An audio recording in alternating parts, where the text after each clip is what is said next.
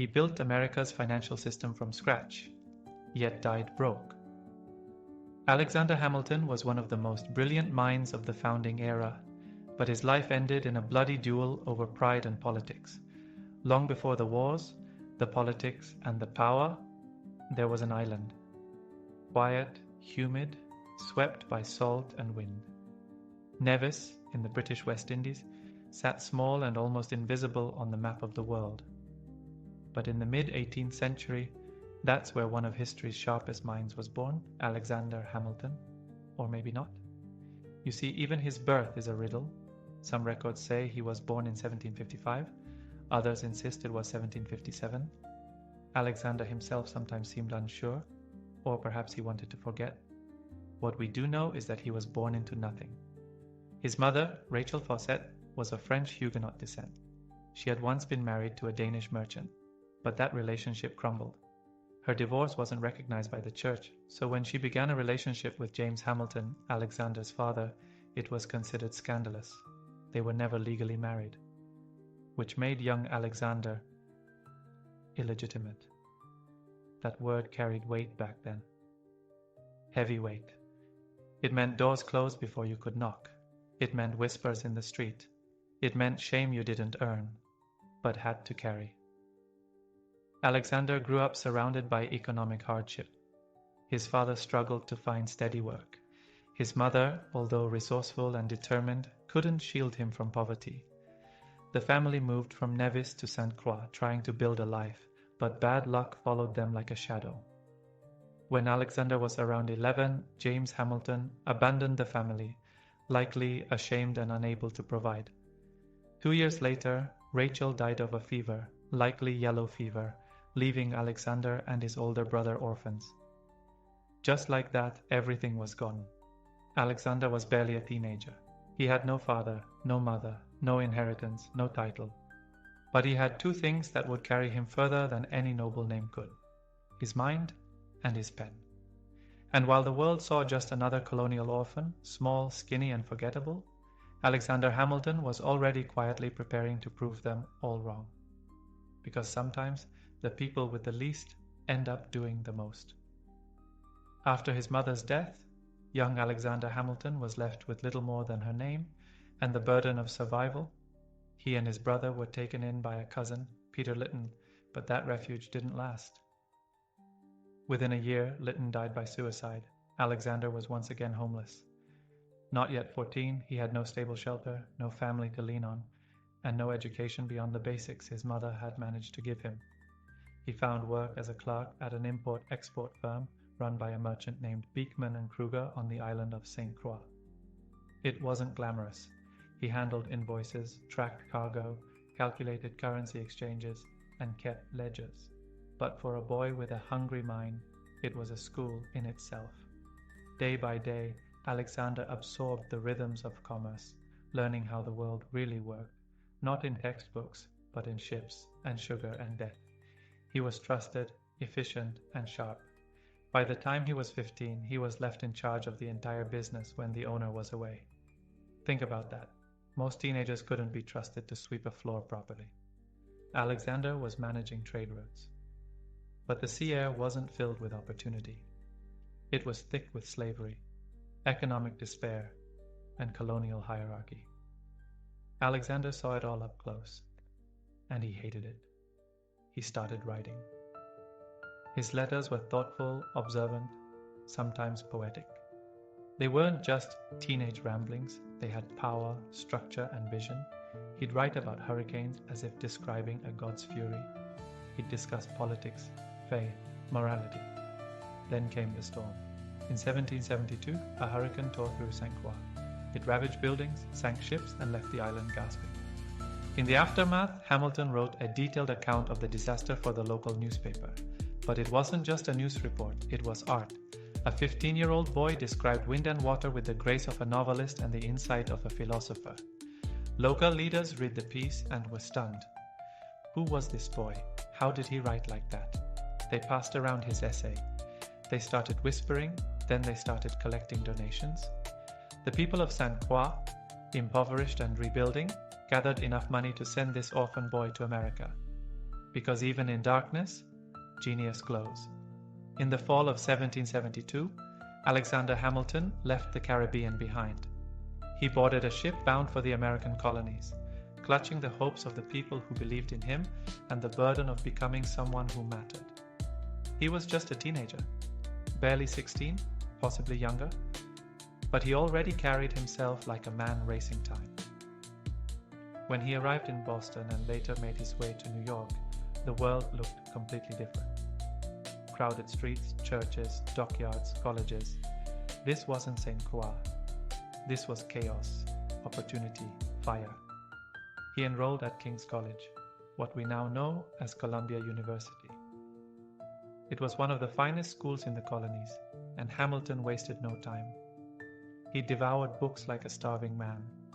He studied law, philosophy, economics, political theory, anything and everything. But learning wasn't enough. Not for him. He wanted to speak. He wanted to write. And more than anything, he wanted to shape the world around him. The colonies, meanwhile, were teetering on the edge of revolution.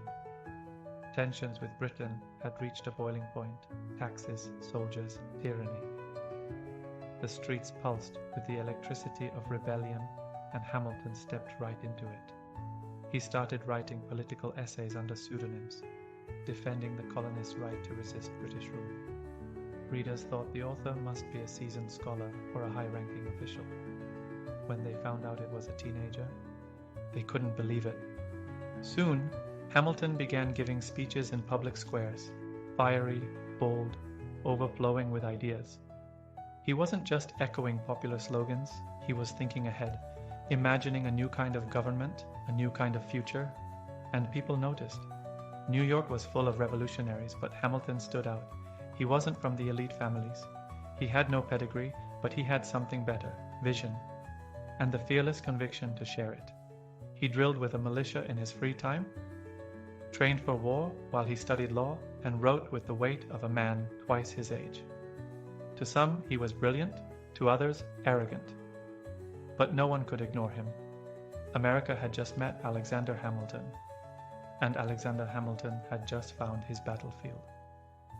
By the early 1770s, the colonies weren't just complaining anymore.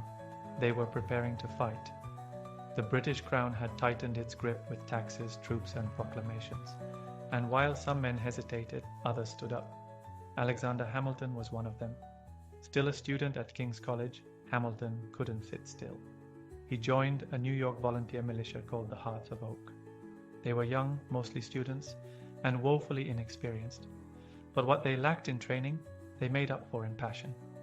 Each morning before sunrise, Hamilton drilled with his comrades in a graveyard beside Trinity Church. They trained with borrowed weapons, learned the basics of formation, and studied British military tactics. At night, he buried himself in books, classics, strategy, economics, philosophy. Day and night, mind and body, Hamilton was preparing for something big. In 1775, when war officially broke out with the battles of Lexington and Concord, Hamilton was ready. He helped lead a daring raid on a British battery in Manhattan, stealing cannons under enemy fire. It was bold, dangerous, and successful, exactly the kind of act that caught attention. Hamilton's leadership was unmistakable. He wasn't just a writer anymore. He was now a soldier, and a good one. Within months, he earned a commission as captain of an artillery company. It was a rare position for someone so young and without connections. But Hamilton had proved himself in both word and action. His company saw action in several key battles, including the Battle of Princeton, where Hamilton's guns helped secure a pivotal victory for the Continental Army. His skill didn't go unnoticed. Commanders praised his discipline and organization. His troops respected him, and news of a brilliant young artillery captain with a silver tongue and steel nerves began to spread. But someone else had noticed too. Someone who would change Hamilton's life forever. General George Washington. Washington, commander of the Continental Army, was constantly on the lookout for men who could think, lead, and act under pressure. And in Alexander Hamilton, he found all three.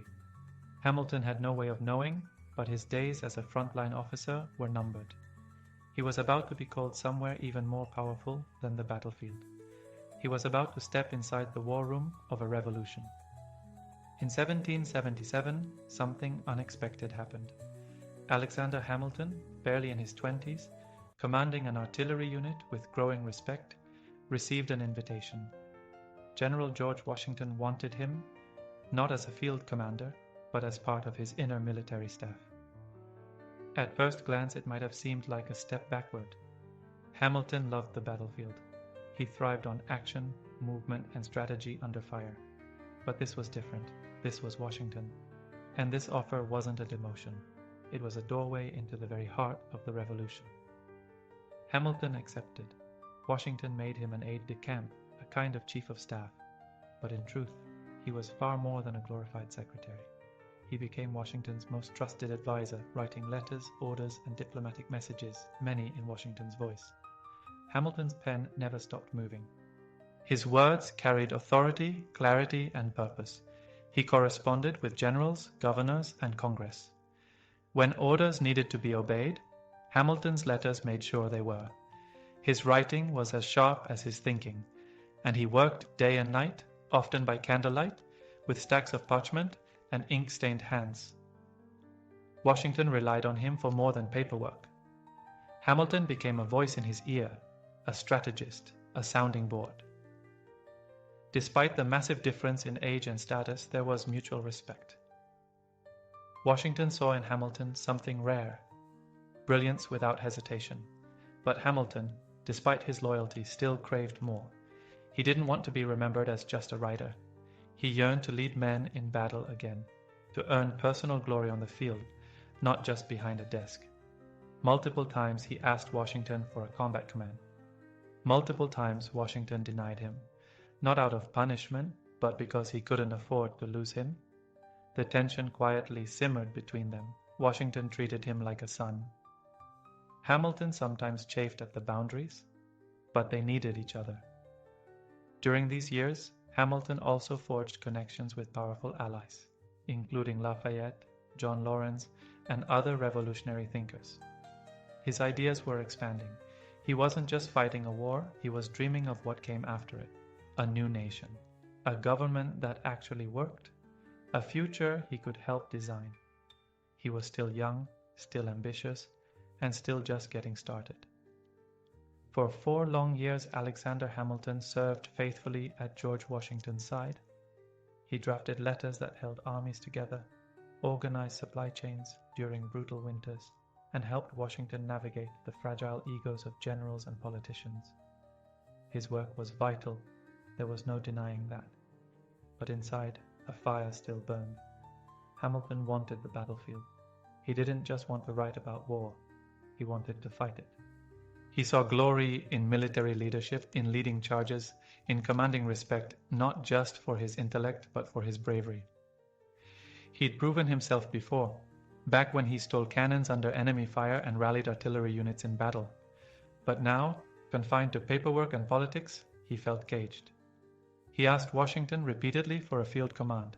Washington declined, repeatedly. To Washington, Hamilton was irreplaceable in his current role. He was efficient, brilliant, and dependable. While other aides came and went, Hamilton stayed. And Washington, often isolated, relied on him like few others. But Hamilton saw things differently. Each time another officer earned a battlefield promotion, each time someone else received the praise and recognition he craved, resentment quietly grew. Hamilton wasn't just hungry for action, he was hungry for legacy. He didn't want to be remembered as a behind-the-scenes figure. He wanted his own legend. The tension reached a breaking point in early 1781. After a minor misunderstanding, Hamilton kept Washington waiting outside a room for just a few minutes. Washington snapped. He rebuked Hamilton sharply, and Hamilton, already simmering with frustration, resigned from his staff position soon after. It was bold. Some might say reckless. But for Hamilton, it was a necessary gamble. He had served loyally. He had earned trust. And now he would take his fate into his own hands. Still, even after resigning, he didn't abandon the cause. He remained connected to the army, continued writing, and kept pushing for a command of his own. And finally, that chance came. Later that year, Washington offered him what he had waited for, his own battalion. The war wasn't over yet. and neither was Alexander Hamilton's climb toward greatness. The pen had served him well, but now it was time to lead with the sword. After years of waiting, writing, and proving himself behind the scenes, Alexander Hamilton finally received what he'd been chasing, command of his own battalion. It was the spring of 1781. The American Revolution was grinding into its final decisive stages, and all signs were pointing toward Yorktown, Virginia. There, British General Cornwallis had dug in with thousands of troops, waiting for reinforcements from the sea. What he didn't know was that the Franco-American alliance was about to strike with full force. Washington and French General Rochambeau planned to march their armies south for one final blow. Hamilton, with his newly earned command, would march with them. As the siege of Yorktown began in September, Hamilton's moment came into focus. The plan was risky, a nighttime assault on British Redoubt No. 10, one of two key fortifications protecting Cornwallis's position. If they could take it, the siege would tip in America's favor. Washington trusted Hamilton to lead the charge. October 14, 1781. The night was moonless, thick with tension. Hamilton's men crept toward the redoubt with bayonets fixed, rifles unloaded. Silence was essential. No gunfire, just steel and fury. And then they struck. Hamilton led the attack from the front. He climbed over the enemy defenses under a storm of musket fire, sword in hand, rallying his men forward. Within 10 minutes, 10 brutal, breathless minutes, the redoubt was theirs. The victory at Redoubt 10, paired with the simultaneous French success at Redoubt 9, broke the British lines. Within days, Cornwallis surrendered. The war, for all practical purposes, was over. For Hamilton, that night was more than just a battle, it was vindication. He had proven he was more than a writer, more than a political mind. He had led troops under fire and won. He was still in his early 20s, yet he had already shaped the war from both the desk and the front lines. He had earned Washington's respect once again, this time not just as an aide, but as a warrior. But the battlefield was only the beginning. Now that independence was nearly won, the question became, what next? What kind of nation would rise from the ashes of war? For Hamilton, the answer was clear. If America was going to survive, someone had to build it, and he was ready to start laying the foundation. When the guns fell silent and the Treaty of Paris was signed in 1783, the United States of America was officially free. But freedom, Hamilton quickly realized, was only the beginning. The country was independent, but not stable. The Articles of Confederation, the first attempt at a national government, were weak, toothless, and dangerously inefficient. The states operated more like competing countries than a united nation. They printed their own money, set their own rules, and squabbled endlessly over borders, taxes, and trade. To Hamilton, it was chaos masquerading as liberty. He left the army and returned to civilian life in New York, where he officially began his career as a lawyer. But his mind was still on the battlefield. Only now, the enemy wasn't redcoats. It was disorder, economic instability, and a lack of federal power. Hamilton believed deeply in structure, in systems, in a central government strong enough to hold the country together. And he feared that without it, everything they had just fought for would collapse. So he started writing again. He wrote essays, letters, and proposals. He joined state political circles, speaking passionately about the need for change. His voice, once used to rally troops, was now used to rally minds. In 1786, he helped organize the Annapolis Convention, a meeting meant to address the country's commercial problems. Only 5 states showed up, and nothing much happened, on the surface. But Hamilton used the opportunity to push for something bigger, a full constitutional convention to overhaul the government from the ground up. He got his wish. The following year, delegates from all 13 states gathered in Philadelphia, among them George Washington, James Madison, Benjamin Franklin, and Alexander Hamilton. Hamilton was one of the youngest in the room, but his energy was unmatched. His speeches were bold. His ideas were unapologetically pro-federalist. He believed America needed a strong central government, a national economy, and a unified identity. Not everyone agreed. In fact, many were wary of centralized power. It reminded them too much of monarchy. But Hamilton didn't back down. He wasn't just fighting for a constitution, he was fighting for a vision of America that could last. Because revolutions may win freedom, but only structure can keep it. The Constitutional Convention of 1787 was a turning point for America, and for Alexander Hamilton. For 4 hot months in Philadelphia, delegates debated, argued, and rewrote the blueprint for a new government. And while Hamilton wasn't the loudest voice in the room, he was one of the most unshakably determined. His vision was ambitious, some said too much so. Hamilton argued for a strong central government, a president with real executive power, and even a Senate that served for life. These ideas didn't sit well with many of the delegates, who had just thrown off a king and weren't keen on anything that smelled like monarchy. In the end, Hamilton's more extreme proposals weren't adopted, but many of his broader principles, strong federal authority, a robust executive branch, and the supremacy of national law, made it into the final constitution. Still, the fight was far from over. The constitution had been written, yes, but it still needed to be ratified by the states. And that wouldn't be easy. Opposition was fierce, especially from people who feared losing state power or saw the new federal system as a threat to individual liberty. So, Hamilton went to war again, not with guns, but with his greatest weapon, his pen. He joined forces with James Madison and John Jay to write a series of essays defending the new constitution. Published under the shared pseudonym Publius, these essays were aimed at ordinary citizens, clear, logical, and persuasive. Hamilton wrote the majority of them, 51 out of the 85 essays, sometimes drafting several per week, late into the night, by candlelight. These became the Federalist Papers. Each essay tackled a different question. Why do we need a stronger government? How will checks and balances protect freedom? Why should people trust a national judiciary? Hamilton poured his soul into these arguments. He wasn't just defending a document. He was defending the very future of the Republic.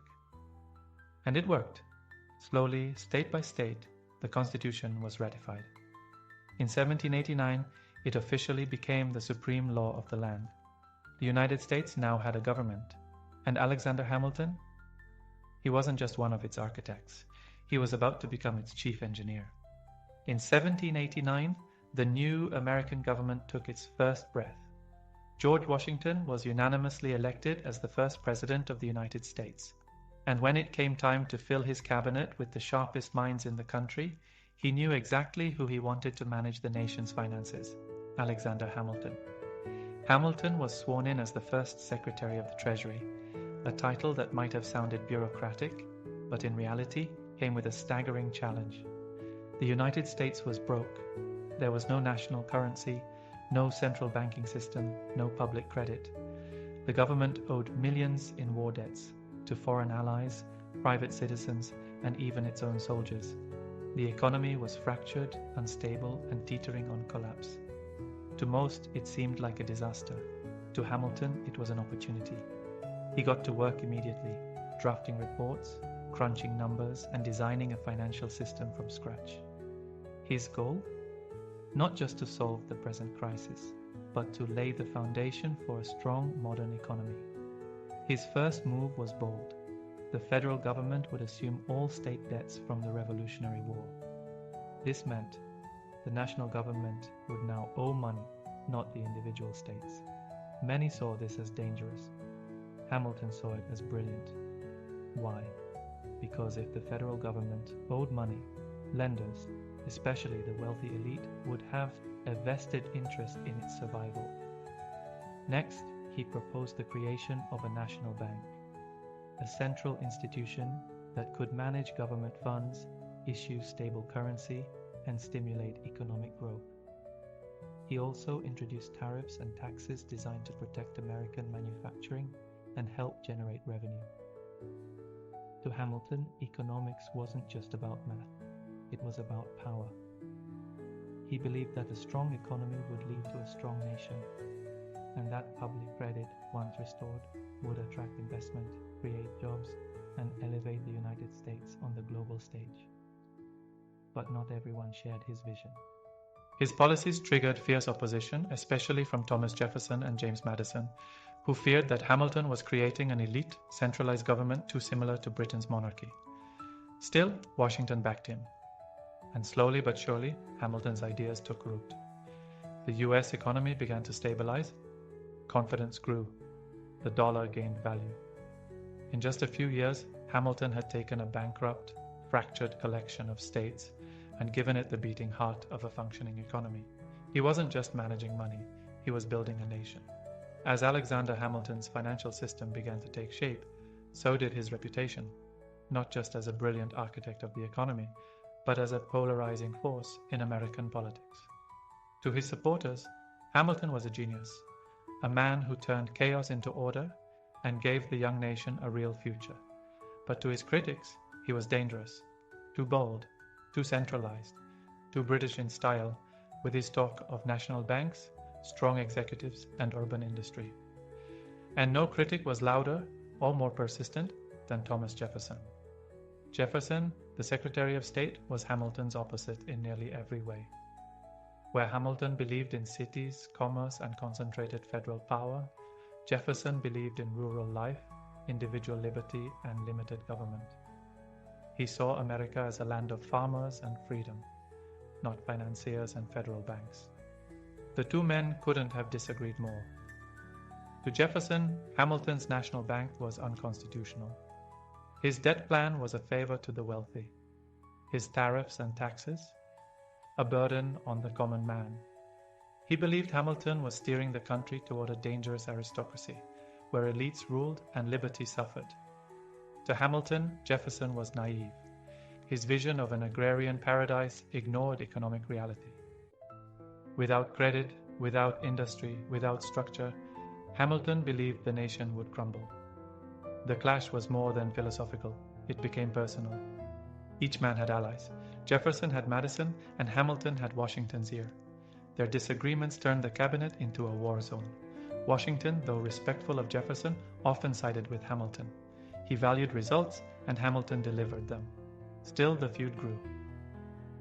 In the press, Jefferson's allies accused Hamilton of corruption and tyranny. In return, Hamilton's supporters painted Jefferson as weak and idealistic. What began as debate quickly hardened into rivalry and eventually birthed something new in American history: political parties. Hamilton's followers became known as the Federalists, Jefferson's the Democratic Republicans. The country, still young and fragile, was now splitting into factions. It wasn't what the Founding Fathers had wanted, but it was what the moment demanded. And right in the center of it all stood Alexander Hamilton, praised, hated, unstoppable. He had built an economy. Now, unknowingly, he had helped build the machinery of American politics. The United States had barely found its footing before it began to divide, not by geography, but by ideology. And at the heart of this division stood two powerful opposing minds: Alexander Hamilton and Thomas Jefferson. Hamilton never intended to start a political party, but his policies, national debt consolidation, a central bank, manufacturing support, and a strong executive, were radical enough to make him a symbol of a broader political movement. His followers, urban merchants, financiers, lawyers, and many war veterans, rallied around his ideas. They called themselves Federalists. On the other side, Jefferson and James Madison spoke to farmers, artisans, and states' rights advocates.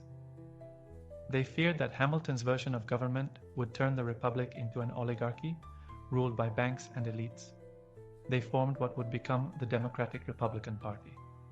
This was the birth of America's first party system. The press, which had once focused on foreign affairs and commerce, now became weaponized. Partisan newspapers sprang up like wildfire. Hamilton's allies wrote fiery editorials defending central authority and financial discipline.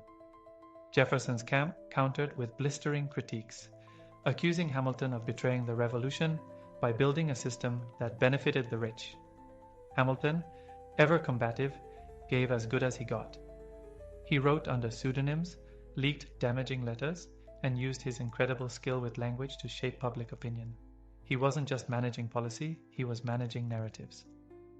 Washington, who deeply disliked factionalism, grew increasingly uncomfortable. He had hoped that his presidency would set a tone of unity. But by the end of his second term, the cabinet was a political battlefield, and the nation a house divided. Eventually, Jefferson resigned from Washington's cabinet, disgusted by Hamilton's influence. But even in resignation, his movement grew stronger. And then came the election of 1796, America's first real contested presidential race. John Adams, a Federalist, won. But Jefferson, his opponent, became vice president under the rules of the time. It was an awkward, tense administration. And Hamilton, although no longer in the cabinet, still pulled strings from behind the curtain. The revolution had created a nation, but Hamilton and Jefferson had created something longer lasting, the template for American political conflict. Ideas versus power, cities versus farms, central versus local, and the fight was far from over. Alexander Hamilton had built a reputation as a man of brilliance, order, and discipline. But in 1797, that image would shatter. It all began several years earlier, during the summer of 1791. Hamilton, then the Secretary of the Treasury and one of the most powerful men in the country, was approached at home by a young woman named Maria Reynolds. She claimed her husband had abandoned her and asked Hamilton for financial help. He agreed, but what followed wasn't charity. It was an affair. Hamilton and Maria Reynolds began a secret relationship that lasted for months. But it wasn't just an affair, it turned into a trap. Her husband, James Reynolds, found out and blackmailed Hamilton, demanding money to keep silent. Rather than end the affair immediately, Hamilton continued to pay and continued to see Maria. Eventually, the situation unraveled. In 1797, political enemies, including Thomas Jefferson's allies, uncovered the payments. They suspected Hamilton was involved in financial corruption, using government funds improperly. In reality, the payments were personal, not political, but Hamilton knew the story would explode. So he did something almost unthinkable. He told the truth. In a 95-page public document, now known as the Reynolds pamphlet, Hamilton confessed to the entire affair in shocking detail. He admitted to adultery, to the blackmail payments, and to the personal disgrace it brought, but he denied any financial misconduct in his public office. It was the first major sex scandal in American political history, and it ruined him.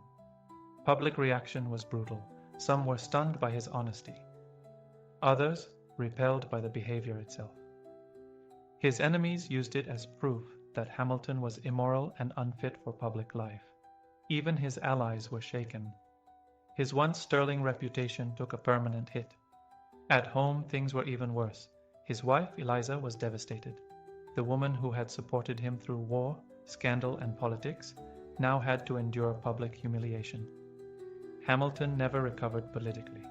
Though he continued to write and advise, he would never hold public office again. The man who built America's financial foundation had destroyed his credibility with one private mistake. His enemies cheered. But Hamilton, he wrote on, because no matter how deep the scandal, he still believed in shaping the future. After the publication of the Reynolds pamphlet, Alexander Hamilton's world changed. He had exposed himself, not just to save his public integrity, but to own his mistake. But honesty, as it turned out, came at a steep price. The American public was shocked. Many couldn't believe that the architect of the nation's economy, the man once whispered about with admiration, had fallen into such a personal scandal. The whispers turned into headlines, and the headlines turned into laughter.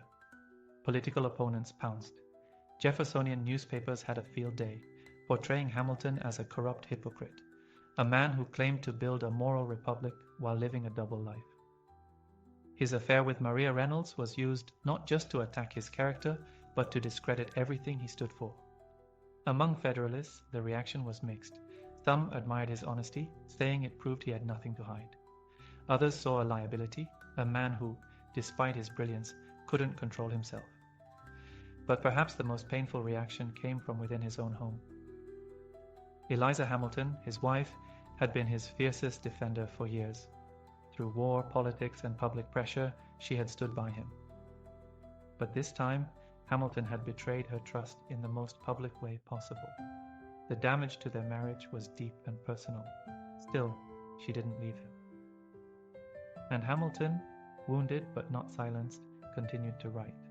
He may have lost public favor, but he had not lost his sense of duty. He remained an influential voice behind the scenes.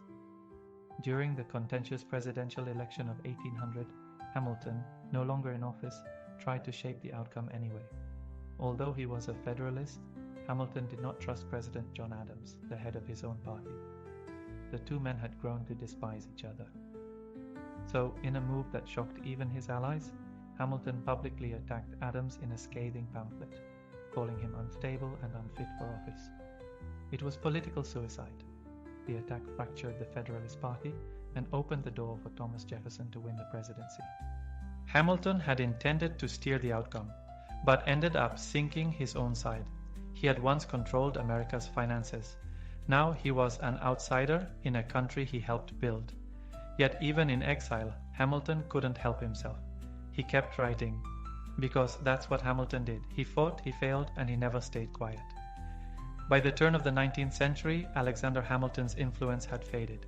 He no longer held public office, the Federalist Party was splintered, and his personal reputation, still scarred from the Reynolds scandal, kept him on the fringes of power. But if Hamilton was drifting from the center of politics, someone else was quickly stepping into it. Aaron Burr. Sharp, ambitious, and unpredictable, Burr was a man Hamilton had never trusted. The two had crossed paths in New York politics for years. Burr was charismatic, calculating, and well-connected. He could charm a crowd just as easily as he could undercut an opponent. To Hamilton, Burr was dangerous, not because of what he believed, but because he seemed to believe in nothing. In the election of 1800, the rivalry between Burr and Hamilton deepened. Burr ran as Thomas Jefferson's running mate on the Democratic-Republican ticket. But due to a quirk in the Electoral College system at the time, both Jefferson and Burr received the same number of electoral votes. A tie. The decision went to the House of Representatives, and Hamilton, though no friend to Jefferson, made a stunning choice. He backed Jefferson. In letters and conversations with Federalist representatives, Hamilton argued that while he disagreed with Jefferson's politics, at least Jefferson had principles. Burr, in Hamilton's eyes, had none. Burr loves nothing but himself, he wrote. He is as ambitious and unprincipled as he is dangerous. It was a critical move. Jefferson was selected as president. Burr became vice president, but he knew exactly who had cost him the top seat. Hamilton had made a powerful enemy, and Burr never forgot. Over the next few years, Burr's political fortunes declined. He was sidelined during Jefferson's presidency and eventually found himself isolated, much like Hamilton. But unlike Hamilton, Burr was not content to fade quietly. The tension between the two men smoldered. Through letters, speeches, and political maneuvering, Hamilton continued to publicly insult Burr's character. He warned anyone who would listen that Burr posed a threat to the Republic. It wasn't just politics anymore, it was personal. Two men, two careers in decline, and one final confrontation creeping closer. Neither of them knew it yet, but the fuse had already been lit, and it would explode in blood. By 1804, the political landscape had changed. Again. Thomas Jefferson was in his second term as president, and Aaron Burr, still serving as vice president, was now completely cut off from the power he once tasted. Rejected from Jefferson's inner circle and politically stranded, Burr set his sights on a new opportunity, the governorship of New York. It was a chance to reclaim relevance, to reset the game. But Alexander Hamilton, never one to stay silent, refused to let that happen. Throughout Burr's campaign, Hamilton worked behind the scenes to block him. He wrote letters to influential figures, urging them not to support Burr. He warned that Burr was corrupt, unpredictable, and unworthy of trust. The most unfit and dangerous man of the community, Hamilton called him. It was political sabotage. And it worked. Burr lost the election. Publicly humiliated and privately enraged, Burr blamed one man for his defeat, Alexander Hamilton. Shortly afterward, a letter was published in a newspaper. In it, Dr. Charles Cooper, a friend of Hamilton's, described Hamilton's opinion of Burr at a private dinner. According to Cooper, Hamilton had said things still more despicable about Burr than what had been published. That was it. Burr demanded a retraction. Hamilton refused. He admitted to criticizing Burr's political conduct, but not to calling him despicable. That, he said, was hearsay. But Burr didn't want a clarification. He wanted a reckoning. So he sent a letter, a formal challenge, a duel. At first, Hamilton hesitated. Dueling was illegal, dangerous, and against his own moral beliefs. He had lost friends to duels. He had spoken against them publicly. He had a family. He had sons. He had a legacy. But he also had pride. Hamilton feared that rejecting the challenge would brand him a coward. He believed that honor mattered, and so he accepted. He began to put his affairs in order. He wrote a letter to Eliza, expressing his love. He drafted a statement explaining that he intended to throw away his shot, not to kill, but to preserve honor without bloodshed. But duels didn't always go according to plan. On the morning of July 11, 1804, Hamilton and Burr would meet on the cliffs of Weehawken, New Jersey. 2 men, 2 pistols, and one final moment that would change American history forever. The sun had barely risen on July 11, 1804, when 2 boats quietly slipped across the Hudson River from Manhattan to the wooded bluffs of Weehawken, New Jersey. The sky was pale, the air thick with mist.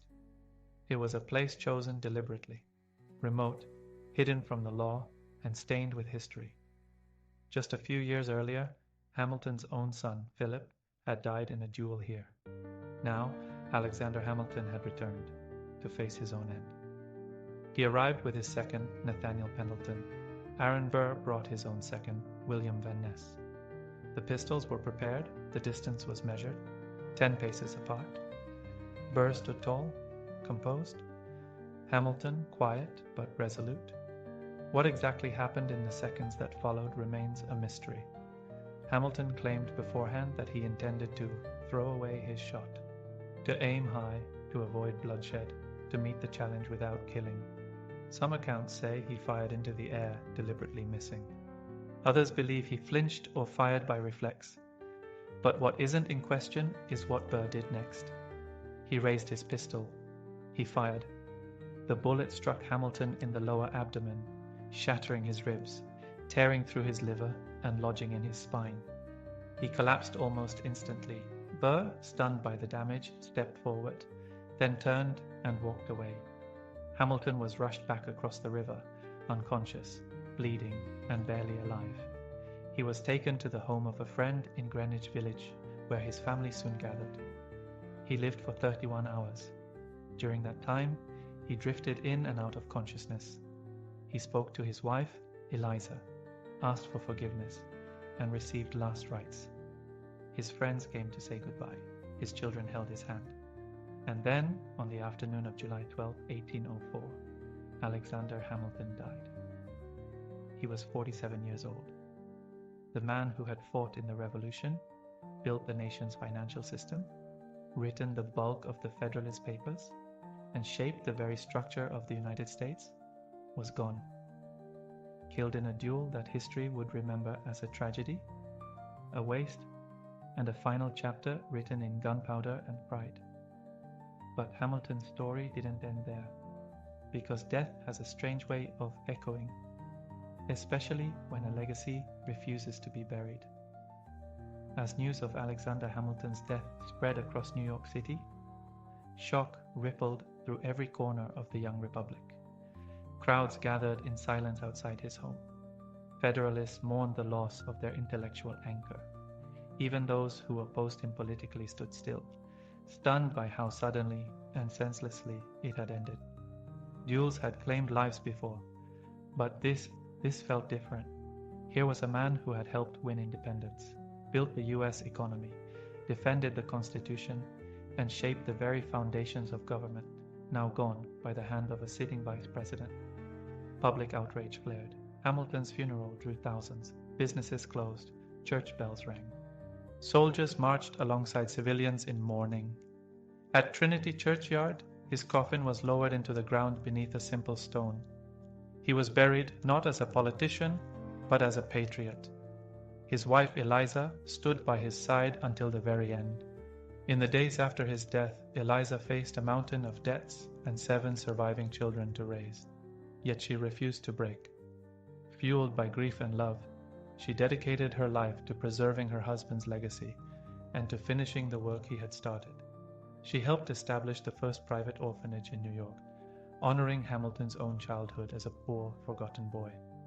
She organized his letters, defended his name, and made sure the next generation knew who he was, not just as a founder, but as a father and a visionary. As for Aaron Burr, the man who fired the shot, he was never charged with murder, but his political career ended the moment Hamilton's heart stopped. He finished his term as vice president in disgrace, living the rest of his life as a man haunted by what he had done. Hamilton's death marked the end of one chapter in American politics and the beginning of another. The country moved forward, but Hamilton's ideas, central banking, public credit, strong federal authority, would endure. Decades later, leaders like Abraham Lincoln and Theodore Roosevelt would cite Hamilton as a guidepost. And though his name faded for much of the 19th century, it would never disappear completely. Because Hamilton was more than a founding father. He was a builder, a believer, and a man whose last breath became the spark of something far greater than himself. In the wake of Alexander Hamilton's death, his wife Eliza stood at the crossroads of heartbreak and duty.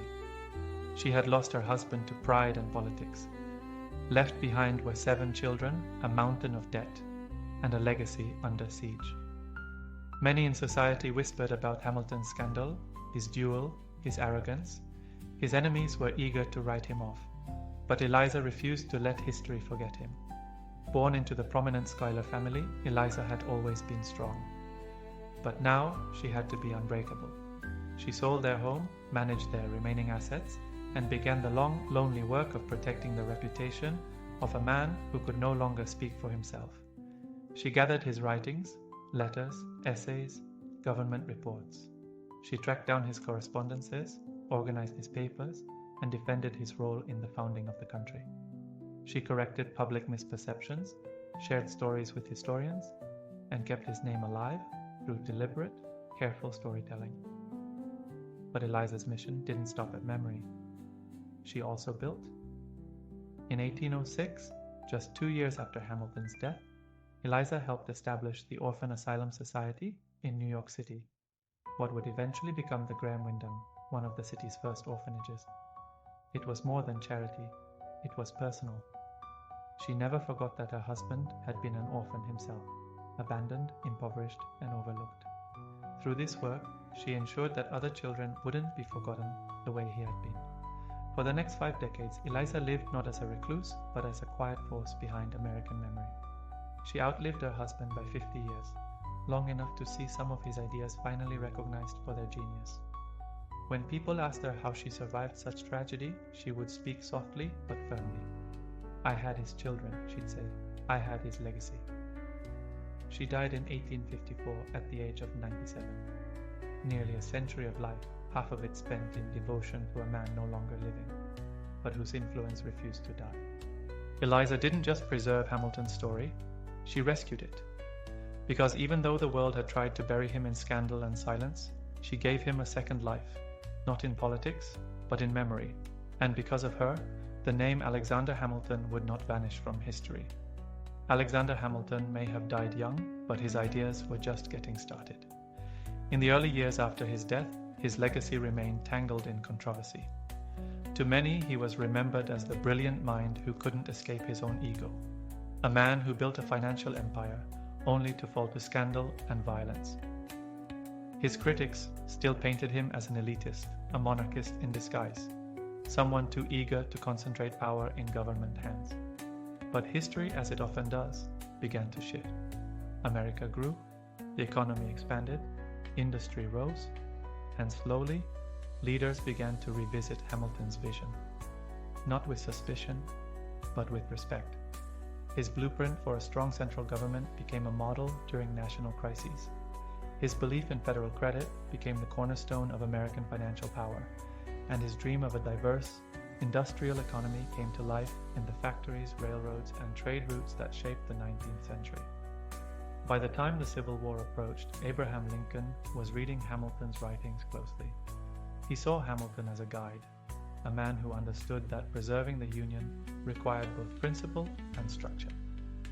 Lincoln's financial strategies during the war reflected Hamilton's belief in a unified economic system supported by national credit. Even later, presidents like Theodore Roosevelt and Franklin D. Roosevelt would quote Hamilton in speeches, drawing on his ideas about executive strength, national infrastructure, and economic planning. Historians, too, began to change their tone. The once dismissed Federalist became, in hindsight, one of the most forward-thinking of all the Founding Fathers. He had seen a version of America that took over a century to fully arrive, and in many ways was still arriving. Hamilton's critics had often accused him of dreaming too big, but maybe that was the point. His vision was never meant for his time alone. It was meant to grow into the future, to outlive him, outlast him, and evolve as the country did. He died before he could see it. But his fingerprints were on everything. The banks, the courts, the Constitution, the very concept of a nation bound not by blood or region, but by ideas. Alexander Hamilton was no longer just a man. He was a philosophy in motion. As the 19th century rolled on, Alexander Hamilton's name began to fade.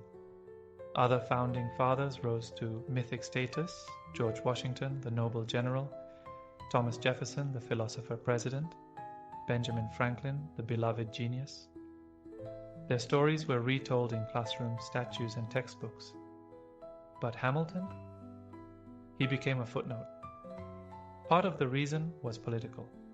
His Federalist Party had long since vanished, absorbed or overtaken by new political movements. His enemies, Jeffersonians, Jacksonians, and others, controlled much of the public narrative in the decades following his death, and they weren't exactly eager to praise a man they saw as a threat to democracy. They called him arrogant, power-hungry, a man who cared more for bankers and industry than for the common man. And then there was the doom. In a young, idealistic republic, Hamilton's end, killed in a personal dispute by another politician, felt messy, almost shameful. It didn't fit the heroic narrative many Americans wanted to teach their children. So, over time, his memory softened. The Federalist Papers, once a cornerstone of constitutional debate, were still read, but often without much attention to the man behind most of them. His economic policies lived on in practice, but not in name. He became, quietly, the founder people forgot. But not everyone forgot. Legal scholars, economists, and historians kept digging into his work. Some praised his brilliance, his foresight, his ability to predict the needs of a nation still in its infancy. Others admired the raw determination of a man who rose from nothing, an illegitimate orphan from the Caribbean, into one of the most influential figures in American history. Even still, for most of the 19th and 20th centuries, Hamilton remained a second-tier figure, respected but not revered. His portrait was placed on the $10 bill, but few people gave it more than a passing glance.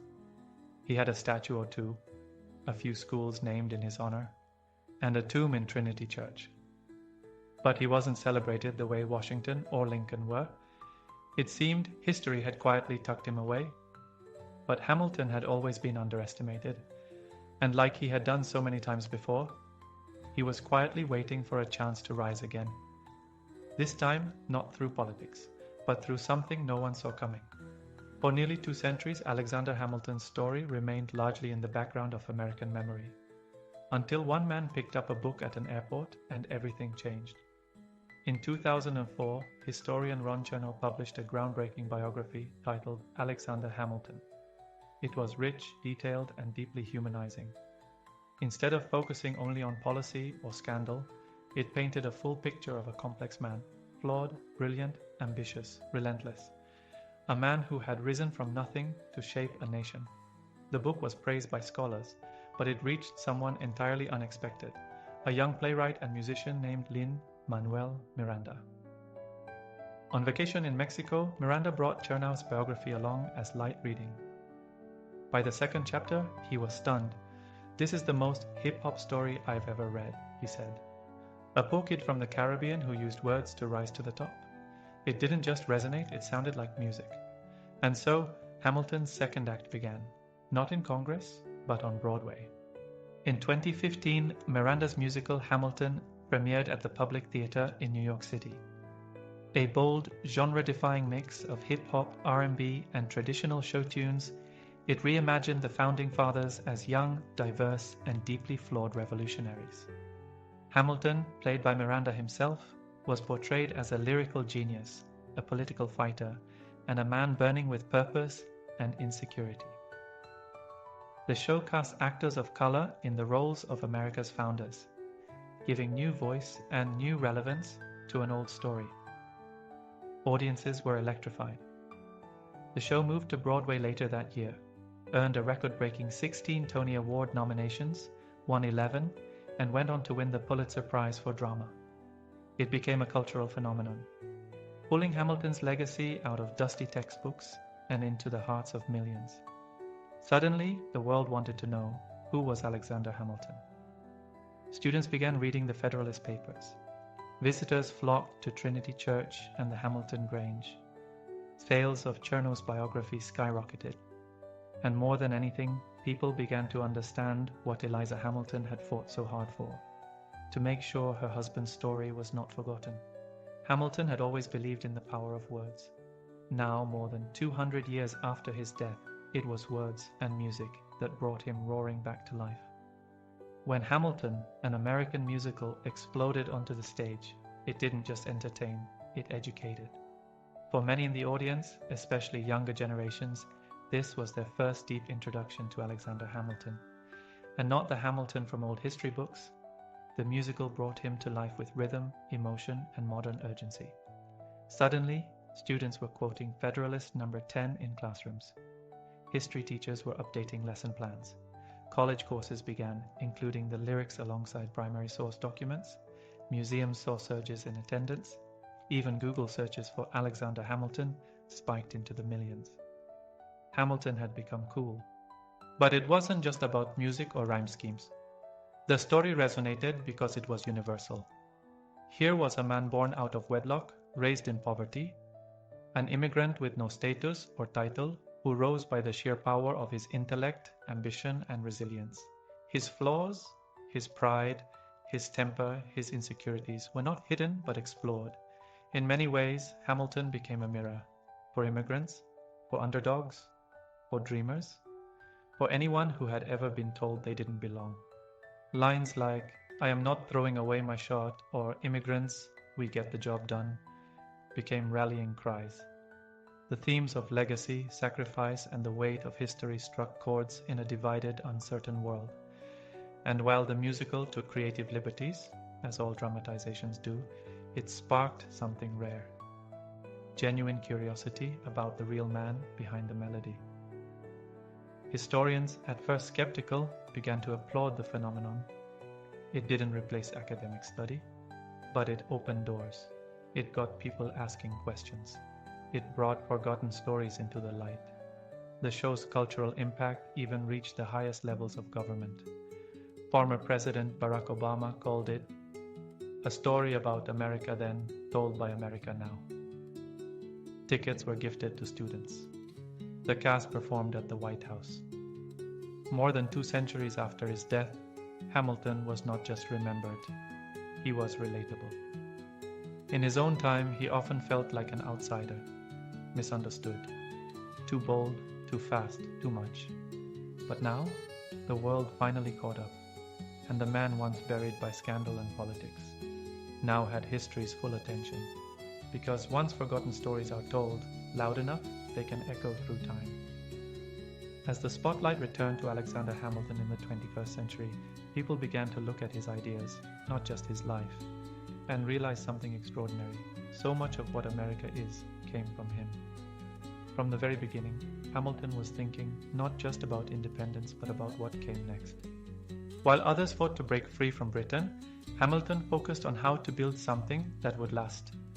And many of the systems he envisioned, systems criticized in his own time, are now seen as foundational. Take the national economy. When Hamilton proposed the federal assumption of state debts and the creation of a national bank, critics screamed that it was tyranny in disguise. Today, those ideas are standard. America's credit system, the Treasury Department, and the very concept of public finance were all shaped by his blueprint. Then there's the Constitution. While others hesitated over its limitations, Hamilton helped sell it to the public with unmatched force.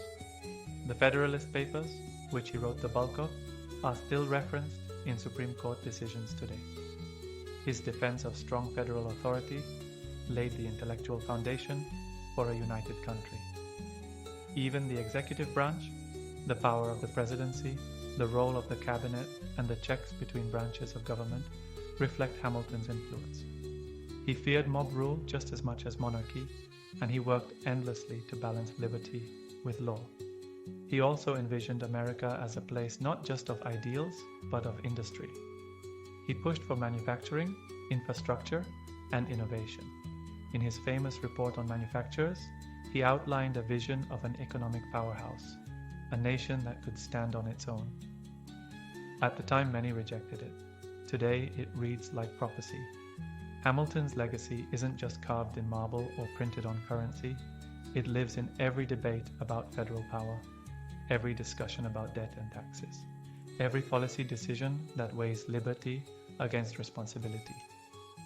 He saw government not as a threat, but as a tool that, when used wisely, could build a country strong enough to survive war, division, and time itself.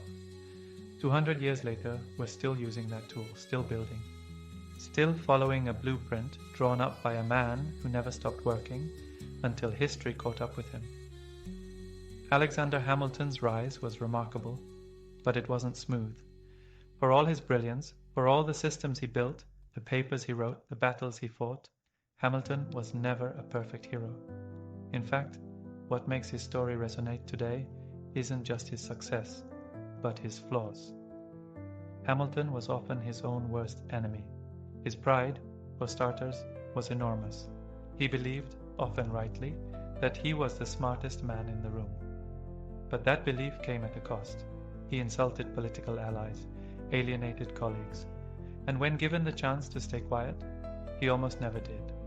Take the Reynolds affair.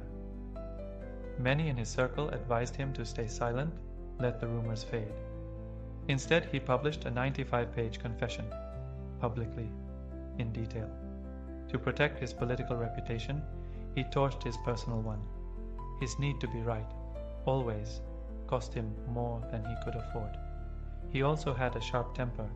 Words were his weapon, and he wielded them with surgical cruelty when provoked. His political writings were ruthless, even against fellow Federalists. His pamphlet, tearing apart John Adams, didn't just hurt Adams, it helped Jefferson win the presidency. That wasn't strategy, that was impulse. Hamilton also struggled with contradictions. He fought for liberty, yet helped create systems that concentrated power. He distrusted the masses, yet built mechanisms to protect their future. He was an immigrant who feared the instability of democracy, a champion of merit who often spoke like an aristocrat.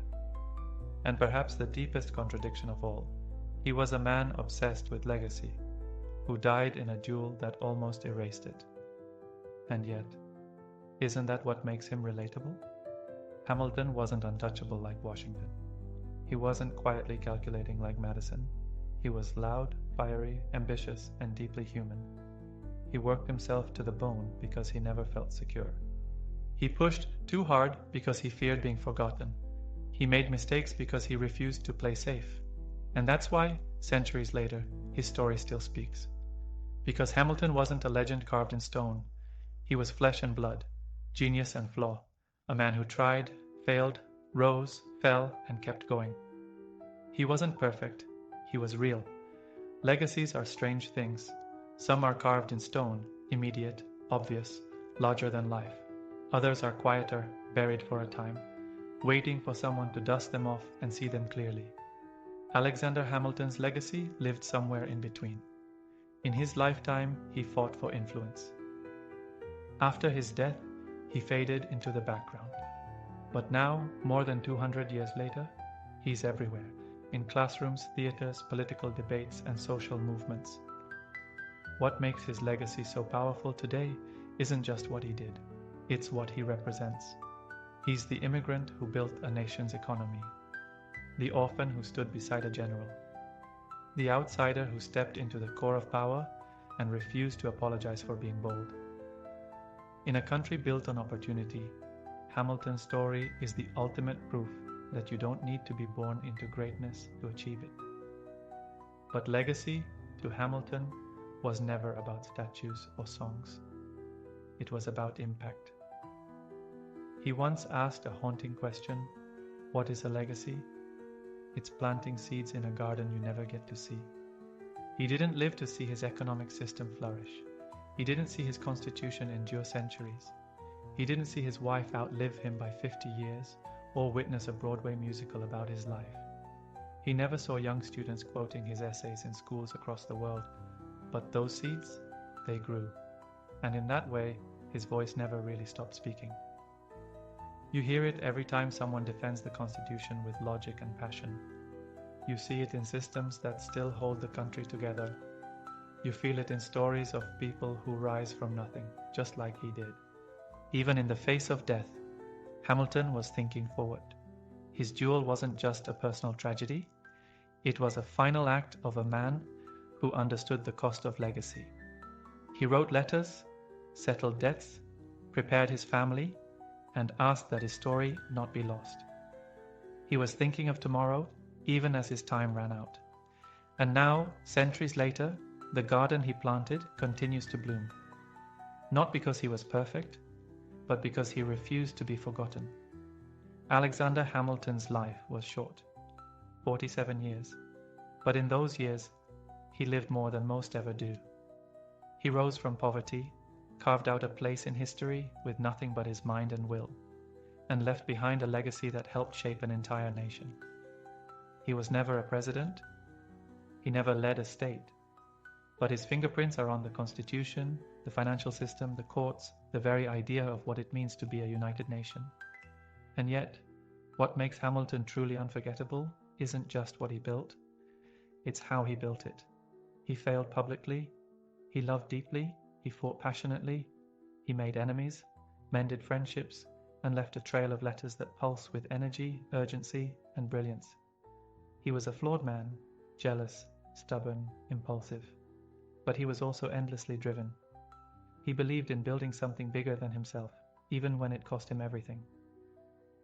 And maybe that's why, all these years later, we're still drawn to his story, because we recognize it, the struggle to rise, the need to prove yourself, the tension between ambition and morality, the hope that your work, your words, might outlast you. His life reminds us that greatness isn't about perfection, it's about effort, about vision, about refusing to settle for the world as it is and daring to imagine the world as it could be.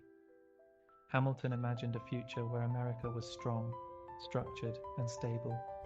And while he never got to see that future fully realized, he laid the foundation with fierce determination. He may not have thrown away his shot on that dueling ground, but through his work, his words, and his unwavering spirit, he gave the rest of us a shot at freedom, at structure, at possibility. And in the end, what more could you ask from a founding father? He was not made of marble or myth, he was made of ink, steel, and fire. So the next time you hold a $10 bill, remember the man who didn't come from money, didn't come from privilege, but gave everything he had to build a country that could outlive him. That's Alexander Hamilton. And now, you know his story.